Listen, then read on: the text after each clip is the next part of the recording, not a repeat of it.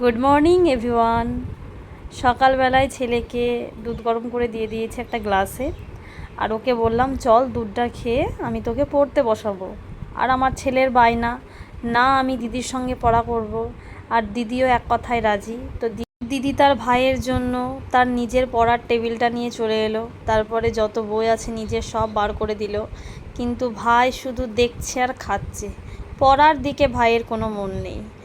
আর আমি গেলাম ঘরে, আর মাকে খেয়াল করলাম, এ বাবা কি দেখছে মা, বুঝতেও তো পারছি না, চশমাটা আবার ওই রকম করেছে কেন। তারপর ভাবলাম একটা মানুষকে খুব নজর দিয়ে দেখছিল যে ওটা কে।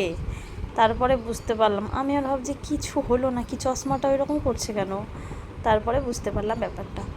তো ওদিকে যা হলো হলো, তারপরে আমি সবজি কাটতে শুরু করে দিয়েছি। কারণ কি বলো তো, আমাকে সেন্টার যেতে হয় প্রায় বোধহয় 2-3 বার। তো সেন্টার থেকে এসে গরমে ছেলেকে খাওয়ানো, তারপরে আবার সবজি কাটা, কেটে রান্না বসানো, তো ওগুলো অনেকটা চাপের হয়ে যায়। ওই কারণে আজকে ভাবলাম আমি সবজিটা কেটেই রেখে দিই।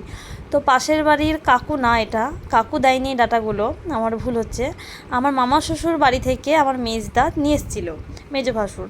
তো ওগুলোই কাটলাম। আর এই দেখো ছাদে দুইজনে বসে আছে, কারণ পিতির মা ছাদের ওপর উনুনে রান্না করছে। তো রোদের মধ্যে বসে আছে বলে আমি আবার গিয়ে বলে এলাম যে রোদ থেকে ছায়ার দিকে আসবি, কারণ এই রোদটা লেগে গেলে জ্বর চলে আসবে, তখন অনেক কষ্ট পাবে আর সারতেও চাইবে না। আর ডিওকেও বসিয়ে রেখে দিয়েছে। তারপরে আমি সকালকার জলখাবার বানানোর জন্য রান্নাঘরে চলে গেলাম। তো আজকে ভাবলাম কি করা যায়। তাই ভাবলাম আজকে আর ময়দার কোনো আইটেম করব না, আজকে মাকে মুড়ি দেবো, কটা পাঁপড় ভাজবো বললাম তো, কিন্তু পাঁপড়ই তো ঘরে ছিল না। তারপরে একটু নিমাই কাকুর দোকানে চলে গেলাম পাঁপড় আনতে। নিমাই কাকুর দোকানে বললাম, ওই যে ছোটো সাইজের এইরকমই পাঁপড় গোল গোলগুলো দাও না, ছোটো ছোটোগুলো, তাহলে গোটা গোটা করে ভাজা হয়।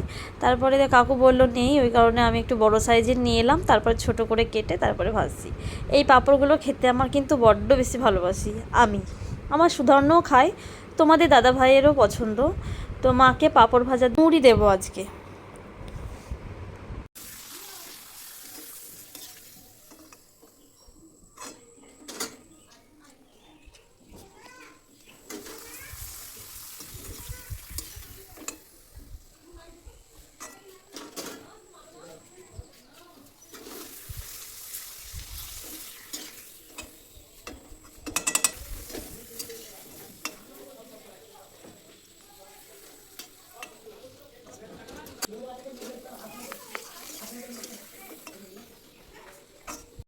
তারপরে মাকে খেতে দিয়ে এসে নিজে খেয়ে দুপুরে রান্নার জন্য সবজি কেটে নিয়েছি।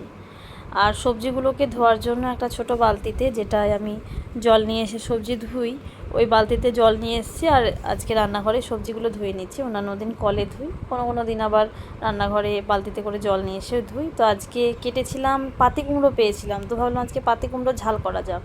তো পাতি কুমড়ো ঝাল করব আজকে। আর ডিমের ঝোল করবো বলে আজকে ডুমো ডুমো করে আলু কেটে নিয়েছি। আর ওই যে মামা শ্বশুর বাড়ি থেকে ডাঁটা নিয়ে এসেছিলো, সজনে ডাঁটা। তো মামা শ্বশুরদের এই ডাঁটাটা বছরে একবারই হয়।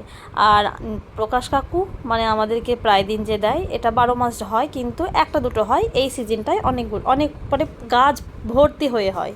তো এদিকে আমার ডিম সেদ্ধ করতে বসিয়ে দিয়েছি, ওটা হয়েও গেছে, এবার নামিয়ে নেব, অনেকক্ষণ ধরে হচ্ছে। আর হাঁসের ডিম বলো আর পোলট্রির ডিমই বলো, বেশি সেদ্ধ করলে খেতে ভালো লাগে না, যে কোনো ডিম একটু হালকা সিদ্ধ করলে ভালো লাগবে খেতে, ওই কারণে আমি হালকা করেই করি। আর এদিকে সুধন্যকে ডাকছিলাম সেন্টার যাওয়ার জন্য, ও তো একদমই রাজি না। গুড মর্নিং, কি খাচ্ছিস তুই বলো? 7-4-2-1-3-3, হ্যাঁ ঠিক হয়েছে। এটা আমাদের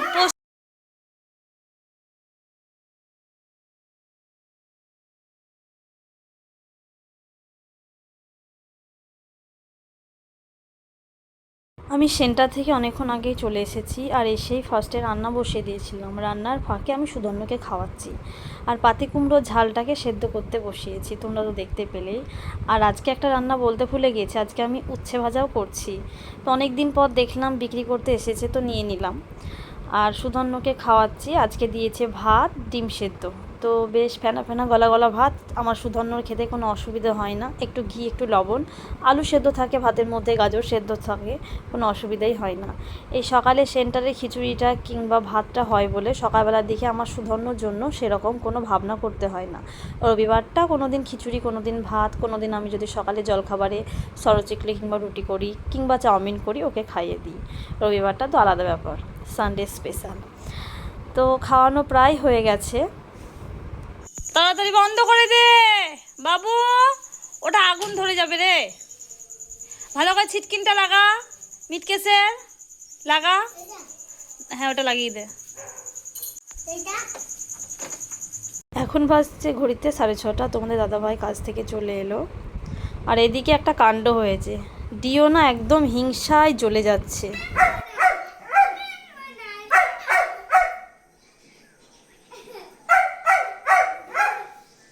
দেখ দেখ কি রকম হিংসা, দেখছিস তো? তোদেরকে কোলে চাপতে বারণ করছে, ও চাপবে কোলে। দেখছিস তো কিভাবে হিংসা করছে? ডিও নো, সিট সিট সিট, ডিও সিট, সিট ডিও সিট, ডিও ডিও রে। এদিকে আমার ছেলে শুধু জুতো, জল, কাদা, ধুলো এইসব নিয়ে খেলা। আমি এত বলেও আমার কথা শোনে না। আর এদিকে রুটি হয়ে গেছে, আর ওদিকে গ্যাসে দুধ গরম বসিয়ে দিয়েছি। আরে বাবারে, দুধটা তো উতলেই যাবে।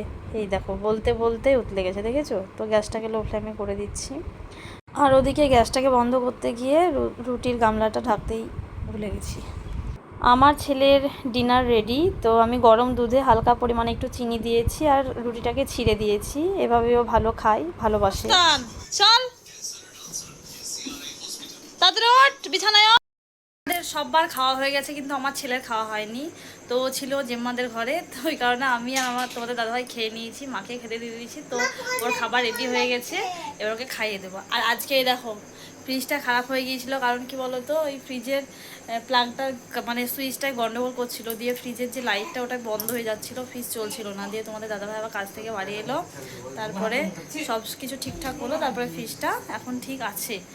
তো এখন তো ফ্রিজটা মানে খুবই দরকার, ঠান্ডা জল বলো, খাবার খাবার রাখার জন্য বরফ টরফ তো লাগবেই, কারণ আমার সুধর্ণ পড়তেই থাকে পড়তেই থাকে। তুমি একা একা খাচ্ছ? তো আজকের মতো এই পর্যন্ত বন্ধুরা। আমার ভিডিওটি ভালো লাগলে অবশ্যই লাইক, কমেন্ট, শেয়ার এবং সাবস্ক্রাইব করে দিও। তো গুড নাইট, ভালো থাকো তোমরা সবাই।